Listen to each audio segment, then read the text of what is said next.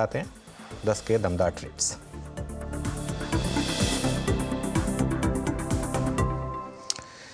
चलिए, तो शो भले चेंज हुआ हो लेकिन ट्रेड्स आपको लगातार मिलती रहेंगी और 10 के दमदार ट्रेड्स में भी हमारे साथ एक दमदार पैनल जुड़ने वाला है। हमारे साथ आशीष बहेती बने हुए हैं, अमित सेठ बने हुए हैं हमारे साथ, और निर्मल बैंक से स्वाति होतकर जुड़ेंगी। और बात हो रही थी सचिन की, तो वो भी जुड़ेंगे थोड़ी देर में और उनसे बात करेंगे कि आज क्या शॉर्ट या लॉन्ग कर रहे हैं। और बिग मार्केट वॉइसेस में हमारे साथ केया चोकसी के देवेंद्र चोकसी जुड़ेंगे। और वीरू, सचिन का नाम आते ही आपके चेहरे पर थोड़ी मुस्कुराहट आई। जी हाँ, सचिन ये स्पोर्ट्समैन है भी मनोज, बेहतरीन, और साइकिलिंग का इनको शौक है। हालांकि अभी कुछ दिनों से मेरे ख्याल से छोड़ी हुई है इन्होंने साइकिलिंग। खैर, अभी कुछ दिन पहले में होंगे अमित सेठ, आशीष बहेती, स्वाति होतकर, सचिन उत्तेकर, ये चार अगर आप देखिए मेहमान हैं हमारे साथ। अमित, डॉक्टर साहब कौन कौन जुड़ गया बताइएगा प्लीज मेरे को। और ये चार मेहमान, इनसे हम टेक्निकल और डेरिवेटिव प्रोस्पेक्टिव्स बात करेंगे। स्वाति फ्रेश व्यू लेके जुड़ रही है इस कार्यक्रम में। स्वाति, गुड मॉर्निंग, कार्यक्रम में स्वागत है। स्वाति, हर ट्रेड पर शायद हमें इस बात को तवज्जो भी देनी पड़ेगी कि ठीक है, अगर आप देखिए वीकनेस है but it's expiry day as well.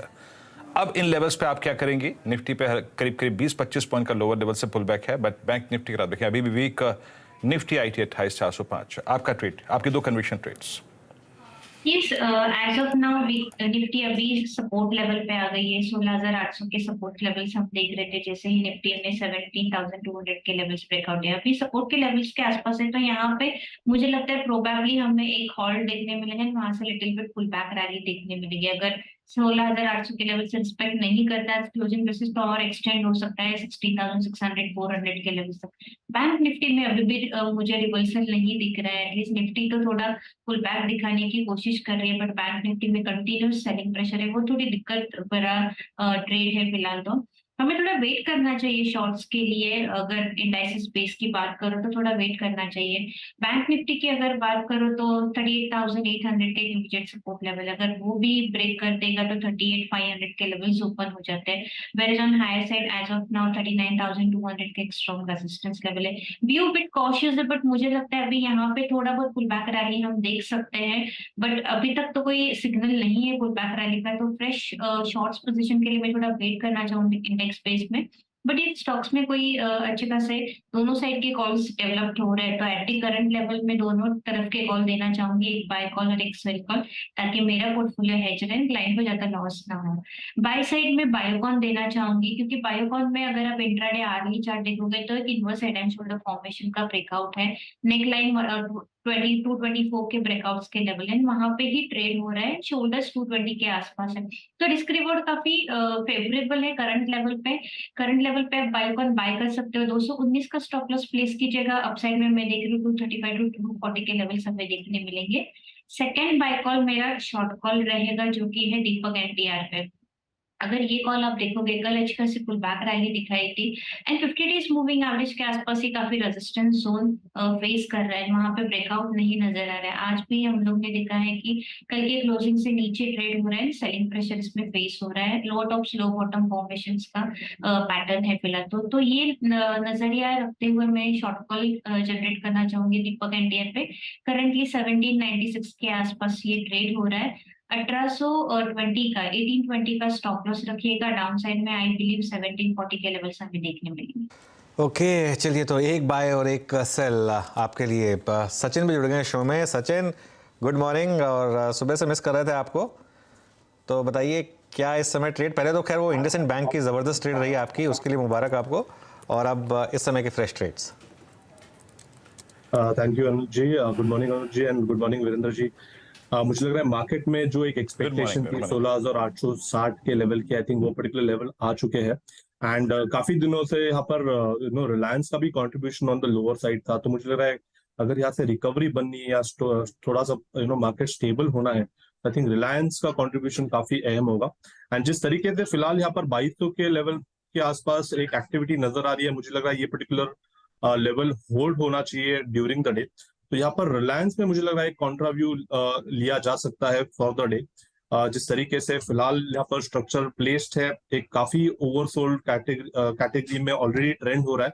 And जिस तरीके से यहाँ पर एक पॉजिटिव डाइवर्जेंस नजर आ रहा है पिछले 5 मिनट में, तो मुझे लग रहा है लगभग यहाँ पर 2240 से लेके 2200 50 के आसपास के स्विंग्स भी बन सकते हैं। तो यहाँ पर रिलायंस में खरीदारी करने की सलाह होगी। स्टॉप लॉस आपको यहाँ से लगाना है 2205 पर। ऑन द शॉर्ट साइड मुझे लग रहा है यहाँ पर L&T का जिस तरीके से स्ट्रक्चर था, जिस तरीके से डेटा था, एक काफी बढ़िया आउट परफॉर्मर स्टॉक रहा था पिछले कुछ दिनों में।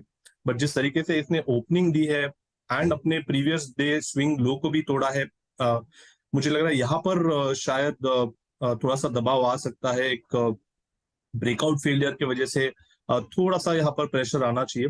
तो L&T के फ्यूचर्स में मुझे लग रहा है कुछ शॉर्ट पोजीशंस डिप्लॉय की जा सकती है। ऑन द हायर साइड 2170 का आपको स्टॉप लॉस लगाना चाहिए। इंट्राडे के लिहाज से पहला टारगेट होगा अराउंड 2100 का, बट पोजिशनली मुझे लग रहा है 2060 तक ये पर्टिकुलर मूव भी एक्सटेंड हो सकती है। तो बिकवाली करनी है L&T में, बट खरीदारी करनी है रिलायंस में। एंड मुझे लग रहा है निफ्टी शायद कहीं जाकर 16,850 से 900 के रेंज में ही ट्रेंड होना चाहिए। L&T फ्यूचर्स, अब देखिए इसे कहते हैं कन्विक्शन। सेल के लिए कन्विक्शन आपने बटोरा है L&T पे, and you can easily see that L&T, Cummins, Siemens ये इस बाजार के सबसे स्ट्रॉन्गेस्ट स्ट्रक्चर्स में से थे। और सचिन ने अनुज इसी को पिक किया है सेल कॉल के लिए। दैट्स वर्किंग, वो वर्क भी कर रही है। L&T आज 20-10 और अब 50 डे एक्सपोनेंशियल मूविंग एवरेज के नीचे सरकता हुआ। अच्छा, ये थोड़ा एक चीज और आपसे पूछूं सचिन, निफ्टी IT अब जा रहा है उसी जोन में जनवरी फर्स्ट वीक के जहां से ये पूरा का पूरा मूव शुरू हुआ था। आप लोगों की स्टडी निफ्टी IT पे क्या है, IT स्टॉक्स पे क्या है, और अपने क्लाइंट्स को सजेशन क्या दिए हैं आप लोगों ने निफ्टी IT पर या फिर IT स्टॉक्स पर?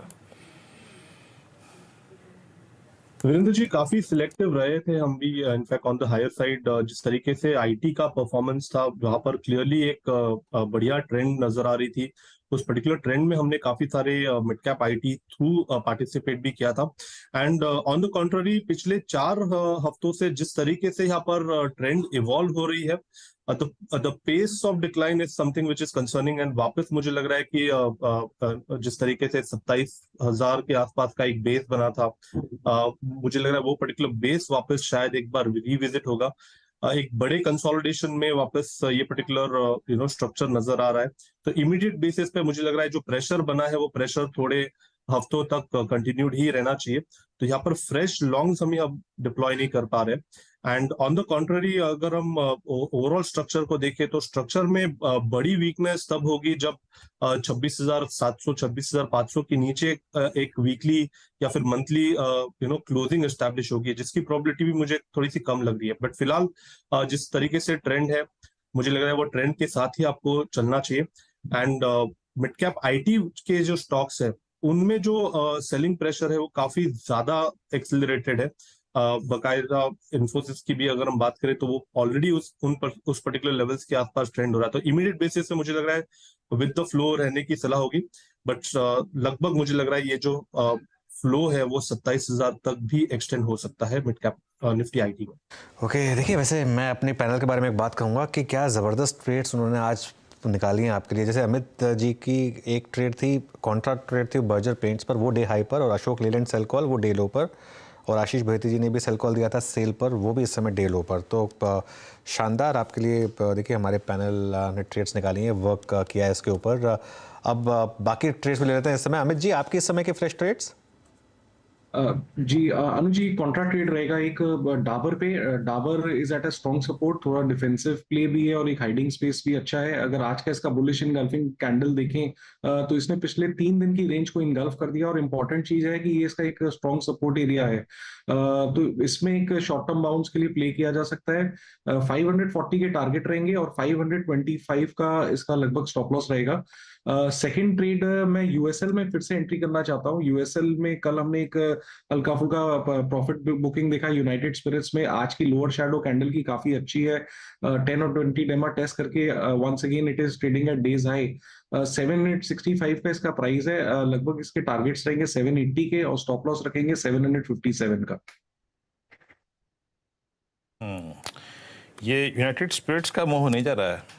ये कल प्रकाश सर की कॉल थी, बहुत अच्छी कॉल थी, परसों इनफैक्ट बड़ा अच्छा मूव दिया। और कल हमने सुबह सुबह यकीन मानिए प्रॉफिट बुक भी करवा दिया था कि आपको बुक करना चाहिए। लेकिन अब आज इसने फिर एक बार 10 डे एक्सपोनेंशियल मूविंग एवरेज से पुल बैक किया और कल की जो क्लोजिंग ट्रेजेक्टरी थी उसको रीगेन कर लिया है, लोअर शैडो काफ़ी वाइड हो गई है। मीनवाइल अब मैं जाऊं इससे पहले कि आशीष बहेती पर आप देखिए आईसीआईसीआई बैंक का पेन, और ये रोज़ बरोज़ आप जो 1500, 2000, 2500, 3000 करोड़ रुपए की सेलिंग देख रहे हैं ना, ब्लू चिप्स हो रहे हैं इस बार खाली, चाहे वो चाहे अनुज रिलायंस का जिक्र कर रहे थे या फिर आईसीआईसीआई बैंक एट 811 डे लो पर। ऑल दो अभी भी अगर आप देखें वो जनवरी 31 के लो से अगर आप देखें थोड़ा ऊपर है, बट दिग्गज जो है वो इस वक्त दिक्कत में है। आशीष बहेती जी, आपके दो conviction trades. Conviction trade buy रहेंगे, जहां हमने देखा पिछले थर्सडे से जो गिरावट चालू हुई, निफ्टी और बैंक निफ्टी दोनों काफी करेक्ट हुए। ये दोनों स्टॉक्स एक टाइट रेंज में हैं और एक काफी इंप्रेसिव तरीके से कंसोलिडेट किए हैं। पहला जो ट्रेड है वो सन फार्मा में पिछले 10 दिनों से ये अपने 200 एमआ के पास कंसोलिडेट कर रहा है और एक डाउन साइड कैप बहुत रिस्ट्रिक्टेड है हमें लगता है यहाँ पे। तो 945 का एक एसएल लगाकर खरीदारी की सलाह रहेगी for a target of 975।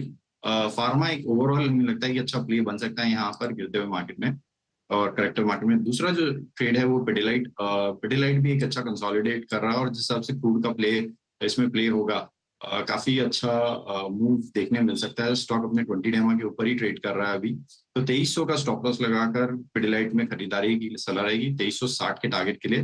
Virendra ji, एक और चीज ऐड करना चाहूंगा, पिडिलाइट जनरली एक कंप्लेन रहती है इन्वेस्टर्स को भी कि थोड़ा सा एक्सपेंसिव स्टॉक रहता है पी वैल्यूएशन के तौर पे, बट जिस हिसाब से करेक्शन हो चुका है हमें लगता है कि एक अच्छा पोर्टफोलियो पिक भी हो सकता है। इसे एसआईपी के रूप से भी एक्यूमुलेट करने की सलाह है इन लेवल्स पे। ओके अच्छा, एक बहुत इंटरेस्टिंग चीज़ इस समय जो मैं देख रहा हूँ वीरू, निफ्टी बैंक का रोल ओवर ऑलरेडी 36%, मतलब अभी तो हम एक्सपायरी से 2 हफ्ता पूरा दूर है और 36% roll over already Nifty bank futures में हो चुका है। निफ्टी में वो लेवल अभी सिर्फ 12% पर है, लेकिन निफ्टी बैंक का रोल ओवर देखिए आप, करीब 35-36% का रोल ओवर यहाँ पे ऑलरेडी हो चुका है। ये आपको बता रहा है कि किस तरीके का कन्विक्शन इस समय है शॉर्ट्स के पास और ज़बरदस्त काफ़ी कन्विक्शन है। सचिन, कोई निफ्टी बैंक को लेकर कोई ट्रेड बन रहा है क्या? आपने इंडसइंड बैंक शॉर्ट दिया था, लेकिन इस लेवल पर आप क्या शॉर्ट बनता है या आप इस लेवल पर नहीं कर सकते शॉर्ट?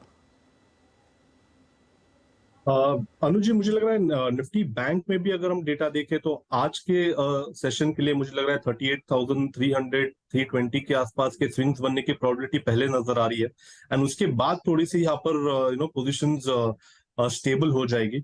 एंड उसी में मुझे लग रहा है जो सबसे बड़ा कंट्रीब्यूटर रहा है आज के सेशन के लिए वो रहा है आईसीआईसीआई बैंक का। एंड आईसीआईसीआई बैंक ने अभी थोड़ी देर पहले अपना जो 1 फरवरी इवेंट डे लो था, वो पर्टिकुलर लो इसने तोड़ा है ओपनिंग में एंड उसके नीचे के कोट्स अभी बंद रहे, तो मुझे लग रहा है उसके वजह से थोड़ा सा और प्रेशर यहाँ पर माउंट हो सकता है। On the lower side ICICI bank मुझे लग रहा है इंट्राडे के लिहाज से एटलीस्ट अराउंड 805 से लेके 807 के आसपास के स्विंग्स बना सकता है। तो मुझे लग रहा है आईसीआईसीआई बैंक में यहाँ पर फ्रेश शॉर्ट्स डिप्लॉय किए जा सकते हैं। स्टॉप लॉस आपको यहाँ से थोड़ा सा ऊपर लगाना पड़ेगा, लगभग अराउंड 822 के आसपास। आईसीआईसीआई बैंक आपकी स्क्रीन पर। सचिन, आप यकीन मानिए, आपने जो एलएनटी की जो कॉल दी थी ना, मैं उसको देख रहा था, हालांकि काफ़ी गिर चुका था इंटरडे पे बेसिस पे, आपने स्टिल एक short call the and still अगर आप देखिए 12-13 रुपये शॉर्ट कॉल पे आ चुके हैं। कन्विक्शन के साथ आपने ट्रेड लिया। अच्छा अनुज, कभी कभी जब मुंबई से दिल्ली आते हैं और मेरी टेबल पे बैठते हैं तो हम दोनों अक्सर सुबह जो है ना वो सुन रहे होते हैं हनुमान चालीसा। और इस वीडियो की जब आप यूट्यूब पे जाएंगे, अब क्योंकि हम सब यूट्यूब देखते हैं, आपको मालूम ही होगा सब हनुमान चालीसा सुनते हैं। अनुज, हनुमान चालीसा का ये वीडियो गुलशन कुमार जी का टी सीरीज का यूट्यूब पर 300 करोड़ व्यूज पूरे करने वाला पहला भारतीय वीडियो। गजब गजब। और हमारा 300 करोड़ व्यूज, हमारा काफ़ी कंट्रीब्यूशन रहा है इसमें वैसे वीरू, लेकिन बिल्कुल मेरा तो खैर मतलब पिछले 15 या 16 साल से करीब दिन की शुरुआत हनुमान चालीसा से ही होती है। और ये वाला जो वैसे गाना है ना, बाय द वे, ये गुलशन कुमार जी का टी सीरीज का ऑब्वियसली, इसको गाया हरिहरन ने है। इसको मतलब जो वॉइस है इसमें वो हरिहरन जी की है। और इमेजिन करिए हरिहरन जी ने इतना शानदार गाया है इस मतलब हनुमान चालीसा को, उससे बेटर वर्जन मेरे ख्याल से आज तक आया नहीं है। जो उसकी एक ऐप भी बनी हुई है, उस ऐप में आप वो घंटे भी बजा सकते हैं, जैसे वो हनुमान चालीसा चल रही है, जैसे मेरे पास वो एंड्रॉयड में वो ऐप हुआ करती थी, उसमें आप वो जब चालीसा चल रही होती है तो उसमें आप वो बेल भी बजा सकते हैं। मेरी जब सुबह गाड़ी स्टार्ट करता हूँ ना मैं तो ब्लूटूथ ऑटोमेटिकली जुड़ जाता है और यूट्यूब पे जो पहला अगर आप देखें भजन बजता है वो होता है हनुमान चालीसा, यही गुलशन कुमार जो। अच्छा और कोई नहीं मन करता, यही वाला जो गीत है ना, यही वाला जो भजन है, यही सुनने का मन करता है। 300 करोड़ व्यूज पूरा करने वाला पहला भारतीय वीडियो बना ये हनुमान चालीसा, गजब का। सचिन आप भी हालांकि पुणे की यात्रा करते हैं, आप शिरडी काफी जाते हैं, ये हनुमान चालीसा सुनते हैं आप? मैं तो सुनता ही हूँ बिकॉज मेरी मॉम इसे प्ले करती रहती है। इनफैक्ट यूट्यूब पे एक काफी ऐसे वीडियोस है जो सुबह सुबह चालू हो जाते हैं, तो एक डेली रूटीन का पार्ट रहा है ये पर्टिकुलर। तो मैं तो मैं सुन ही लेता हूँ बिकॉज और 5:30 से वो चालू कर देती है, तो 1 घंटे तक, 1.5 घंटे तक ये चलते ही रहता है वैसे घर में। चलिए थोड़ी सी उम्मीद कर रहे हैं कि शायद डिवाइन इंटरवेंशन ही हेल्प करे मार्केट को इस समय, लेकिन क्योंकि मार्केट को काफ़ी हेल्प की ज़रूरत है। निफ्टी 95 पॉइंट नीचे, हालांकि एक बार ज़रा रिलायंस का चार्ट लेकर आइए। रिलायंस ने लोअर लेवल से थोड़ी रिकवरी दिखाई है, उसने निफ्टी को थोड़ा सा लोअर लेवल से एक रिकवरी में हेल्प की है। लेकिन अब एक काम करते हैं, अब बिग मार्केट वॉइसेस में हमारे साथ केआर चोकसी होल्डिंग्स के देवेन चोकसी जुड़ गए हैं। देवेन भाई गुड मॉर्निंग। काफ़ी पैनिक मार्केट में, काफ़ी प्रेशर, और रिटेल लगातार ये पूछ रहा है कि मेरा पैसा बन नहीं रहा है पिछले कई महीनों से, और इस मार्केट में मैं क्यों ना फिक्स डिपॉजिट की तरफ चला जाऊं जहां मुझे आराम से रिस्क फ्री 8 से 9% मिल रहा है। आपका क्या भी होगा इस समय मार्केट को लेकर? तो good morning Anuj. I think fundamental की जगह पे आई थिंक मार्केट के अंदर टेक्निकल वीकनेस बहुत ज्यादा है, क्योंकि जो हिसाब से फॉरेन इन्वेस्टर्स अपने portfolio, trading portfolio particularly India में से निकाल रहे हैं फंड्स उनके, और उनके शिफ्टिंग हो रहा है डेट के अंदर, तो काफी हद तक यहाँ पे हैवी इंडेक्स, हैवी स्टॉक्स जो है उसके ऊपर एक प्रेशर बना है। रिलायंस का जैसे आपने उल्लेख किया, वो इस हिसाब से आई थिंक बैंकिंग स्टॉक्स की इसका वेटेज निफ्टी के अंदर ज्यादा है, उनके अंदर भी काफी हद तक प्रेशर बना है। And as a result of which the global traders, the ETF particularly, वहां पे से फंड निकाल के दूसरे एसेट क्लास में ग्लोबली शिफ्ट कर रहे हैं, तो वो टेक्निकल वीकनेस के कारण हमारे वहाँ एक ज्यादा प्रेशर बना है। दूसरा एक कारण जो मुझे समझ में आता है, जो आप भली भांति समझते हो डेरिवेटिव मार्केट की तरफ से, ये ग्लोबल इन्वेस्टर को इक्विटी मार्केट के अंदर डेप्थ नहीं मिलती है, इसलिए वो डेरिवेटिव मार्केट का उपयोग करके इंडेक्स या इंडिविजुअल स्टॉक्स को शॉर्ट करते हैं और बाद में स्लोली एंड ग्रेजुअली वो डिलीवरी देते हैं। दूसरे मार्केट के अंदर इसकी अपेक्षा के अंदर, in contrast to this particular situation in our market, दूसरे मार्केट के अंदर आई थिंक ये सिचुएशन काफी अलग है because of the higher depth available. जब भी कोई ट्रेडर को माल छोड़ना रहता है तो उनका माल एब्सॉर्ब हो जाता है, हमारे वहाँ माल कंटिन्यूसली वो छोड़ते रहते हैं, as a result of this creates I think good amount of drag and nervousness.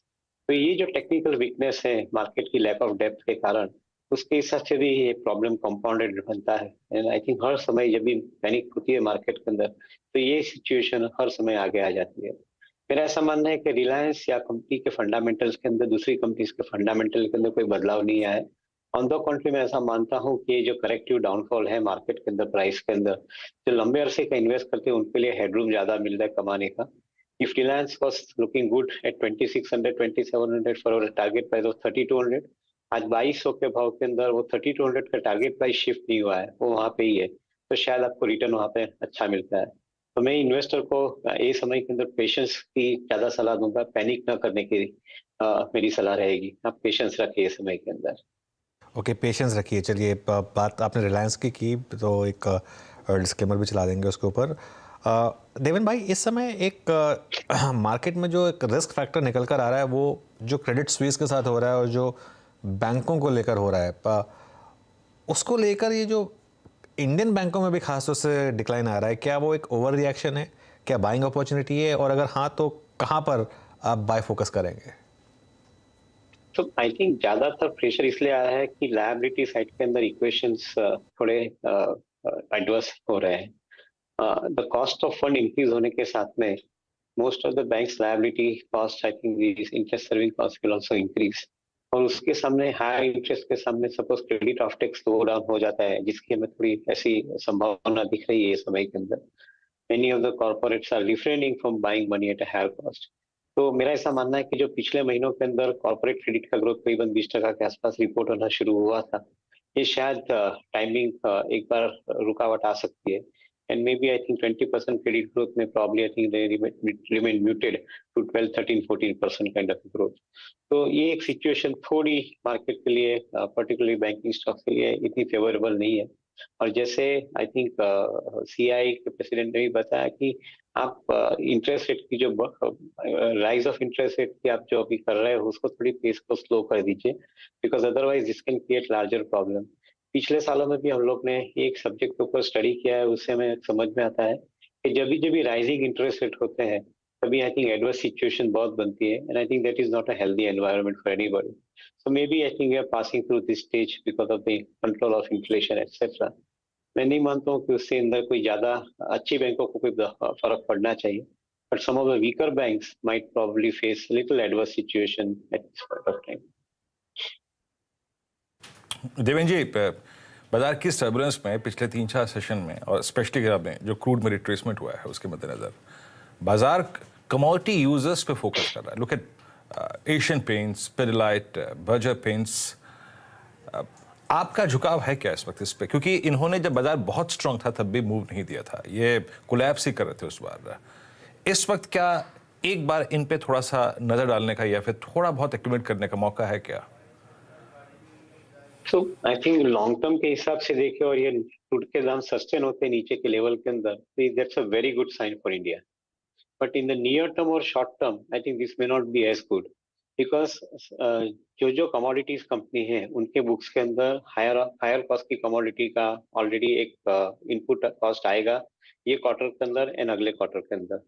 So many of the commodity companies will be forced to report mark-to-market adjustments into their books because of the fall in the prices of crude and resultant derivatives of the crude, which is input material for likes of Asian Paint, Pidilite, and some other companies. तो मेरा ऐसा मानना है कि दो lower crude price on a sustainable basis, I think it's a very good omen for India. But in the near term, I think the balance sheets might get affected because of the provisions जो requirement रहेगी under the accounting laws, उसके हिसाब से I think शायद आपकी books के अंदर एक बार एक नेगेटिव इम्पैक्ट थोड़ी आ सकती है प्रॉफिट के अंदर। तो ये चीज के ऊपर ध्यान देना पड़ेगा, and as a result of which मेरे ख्याल से मार्केट ये फैक्टर कर रहा है, and that is why some of the stock prices are not moving up despite of fall in the crude oil prices and resultant derivative of crude which are coming down as far as the prices are concern. Maybe wait करना पड़ेगा stability के लिए, ऐसा मेरा मानना है। कि देखिए वो डिवाइन इंटरवेंशन शायद काम कर रहा है वीरू। निफ्टी एकदम से ऑफ डेज लो सिग्निफिकेंटली, और जहाँ से हमने वो चर्चा शुरू की थी वहीं से वो रिकवरी आई निफ्टी में। अब सिर्फ 40 पॉइंट नीचे रह गया निफ्टी, और एक बजे ऑफ डेज लो लेकर आई है। अच्छा, निफ्टी में ज़्यादा recovery compare to bank Nifty, क्योंकि सहारा है इसको रिलायंस का और सहारा है इसको हिंदुस्तान यूनिलीवर का, और भी एक दो स्टॉक्स हैं वीरो जिनका सहारा है। इवन बैंक निफ्टी भी रिकवर हुआ है थोड़ा सा लोअर लेवल से। बिल्कुल बिल्कुल 610 का लो था बैंक निफ्टी का मेरे ख्याल से, और वहीं से रिकवर हुआ है 38,783। यस, तो चलिए यूं ही थोड़ी अनुज 300 करोड़ व्यूज हुए हैं। प्रभु का अगर आप देखें कुछ तो असर हो ही रहा है। मीनवाइल एक जो ट्रेड लिया था सचिन ने वो अच्छा कर रहा है। देखिए रिलायंस इंडस्ट्रीज पिक किया था। अनुज, आपको सचिन की इस बार तारीफ तो करनी पड़ेगी। लगभग 10 बजे इस कार्यक्रम में उपस्थित हुए थे, 10:03 पे वो कॉल गई थी 2210 और 2230 का हिला गया। सचिन बेहद शानदार, मतलब पेनफुल रिलायंस भी था फॉर द डे, बट आपने क्रिटिकल पॉइंट पे पिक किया। क्या बुक कर लें, क्या 20 रुपए मिल रहे हैं? आई थिंक ऑलमोस्ट इसके टारगेट्स के आसपास ट्रेंड हुआ है, तो मुझे लग रहा है यहाँ पर थोड़ी सी और मोमेंटम बन सकती है, बिकॉज निफ्टी में भी जिस तरीके से रिकवरी हो रही है, मुझे लग रहा है एक बार तो ये पॉजिटिव हो जाना चाहिए, एंड उसके बाद मुझे लग रहा है 2250 के आसपास के स्विंग्स पे रिलायंस में भी मुनाफा बांध देना चाहिए फॉर द डे। ये रिलायंस की ट्रेड हो गई। लेकिन अब देवेन के पास वापस चलते हैं। देवेन, आईटी स्टॉक्स में इस समय इन्फोसिस 52 वीक लो के 3% दूर रह गया है, क्या बाय बनता है यहाँ पर? Indeed, Anuj, I think I have no hesitation in putting a buy in this stock, क्योंकि I think जो पहले मैंने समझा रिलायंस के बारे में एंड बैंकिंग स्टॉक के लिए, I think the same thing applies for even some of the IT stocks which are carrying higher weight into the index. Because of the weight shedding, these particular stocks are being offloaded by the trader portfolios, and as a result of which ये stock के अंदर आपको गिरावट दिख रही है। उनके fundamental में कोई बदलाव नहीं आया, और जहां तक मैं समझता हूं उनके फंडामेंटल में ज्यादा कोई बदलाव आएगा भी नहीं, क्योंकि अगले 3 या 5 साल के लिए उनके पास ऑर्डर बरकरार है, शायद नए ऑर्डर लेने के लिए उनको थोड़ा बहुत स्लो डाउन देखना पड़े, but otherwise I believe that I think this companies the frontline companies and some of the exclusive niche play in the mid-cap IT, these companies have relatively, I think, much better strength compared to the other activities, I think, which happened earlier. So from that perspective, I believe that I think IT stocks, selectively like Infosys, they would become a buy opportunity at the corrected fall. And if it falls further, I think it would be an excellent opportunity to add further into the portfolio. Okay चलिए देवेन भाई शुक्रिया जुड़ने के लिए हमारे साथ और all the best आपको। चलिए बात हो गई देवेन चोकसे जी से। वीरू बात की थी डिवाइन इंटरवेंशन की, बात की थी हनुमान चालीसा की। एक बार ज़रा मारुति का भी इंट्राडे चार्ट ले आते हैं। डे हाई पर इस समय मारुति का स्टॉक ये देखिए करीब करीब 40 रुपये ऊपर। सचिन कोई ट्रेड यहाँ पर? अनुज जी थोड़ा सा मैं वेट करूंगा। आई थिंक मारुति में जिस तरीके से स्ट्रक्चर है डिक्लाइन इतनी इंटेंस नहीं है, काफी ग्रेजुअल है, बट काफी समय से अपने ये 200 डे एक्सपोनेंशियल मूविंग एवरेज के आसपास ही ऑस्किलेट करा है। तो इमीडिएट बेसिस पे मुझे लग रहा है थोड़ा सा अवॉइड करना चाहिए। एक डिसाइसिव अगर रिवर्सल फॉर्मेशन बन जाता है ऑन द डेली चार्ट्स, उसके बाद मुझे लग रहा है कुछ लॉन्ग्स कंसीडर किए जा सकते हैं। बट फिलहाल तो मुझे लग रहा है इसी पर्टिकुलर लेवल के आसपास थोड़ा सा रेजिस्टेंस है 85, 60, 65 के आसपास का। तो बड़ी अपसाइड मुझे इंट्राडे के लिहाज से तो यहाँ पर नजर नहीं आ रही है।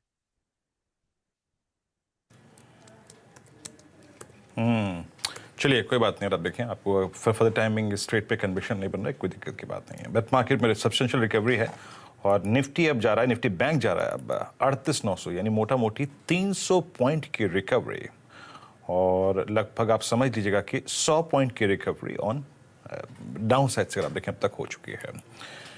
नीरज जी आगे के डायरेक्टर साहब 10-25 हो गए मेरे ख्याल से उपस्थित हो गए होंगे, आ गए। चलिए अब नीरज जी भी आ गए। नीरज जी इस रिकवरी को कुछ और संभालिए, कुछ अपना योगदान भी दीजिए। बीते 20 मिनटों में हमने बहुत कुछ किया है। बिल्कुल बिल्कुल।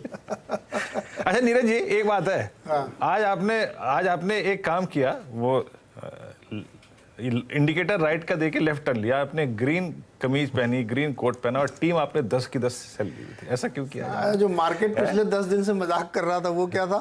तो आज मैंने भी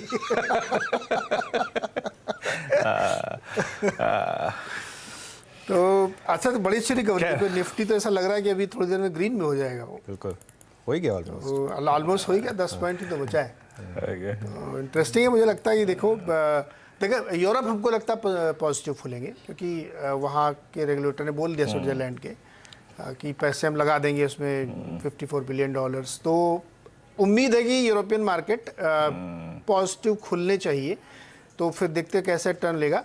लेकिन मेरी चिंता का एडवांस डिक्लाइन है, ये अभी भी बहुत ख़राब है। लेकिन मैं आज की रिकवरी का क्रेडिट थोड़ा सा वीरू को दूंगा। वो जो उन्होंने वो राइट टाइम पे वो हनुमान चालीसा पढ़ दिया वो वहीं से रिकवरी स्टार्ट। अनुज ये भी देखिए क्या होता है कि जब आप देवेंद्र जी नहीं जब हमने शुरू किया कार्यक्रम, अब एक ही चीज बोलते बोलते परेशान हो गया था मैं भी। मैंने इंस्टाग्राम खोला हुआ था और तभी ये स्लाइड अपीयर हुई और मैंने नीरज से कहा कि यार ये बनाओ डेटा निकालो, और वहीं से रिकवरी शुरू हो गई। तो वो बाई चांस आया उस टाइम था यहाँ पे। बिल्कुल रिकवरी आनी चाहिए, कैसे भी आए। उद्देश्य ये है कि मार्केट अच्छा होना चाहिए, वो कैसे भी आए, डिवाइन इंटरवेंशन से आए या आपके चार्ट से आए, वो होना चाहिए। और उम्मीद करने, देखिए उम्मीद तो दुनिया का है। मैं उम्मीद कर रहा हूँ कि आज कोई नया कांड नहीं खुलेगा क्रेडिट स्विस टाइप का, तो आज अच्छा दिन हो सकता है और वो मुझे लग रहा है कि संभावना बनती हुई दिख रही है। तो चलिए खैर इसी होप में इस भी देखिए एक्सिस बैंक और HDFC बैंक ग्रीन में आ चुके हैं, ये भी अच्छी बात है। एक बड़े बैंक ग्रीन में आ रहे हैं। रिलायंस भी लगभग ग्रीन में आने के लिए तैयार है, जो अभी 0.25% नीचे था, अब लगभग फ्लैट हो चुका है। खैर चलिए अब शुरुआत करते हैं ट्रेडर्स हॉटलाइन की, लेकिन सबसे पहले इस वक्त की हेडलाइंस।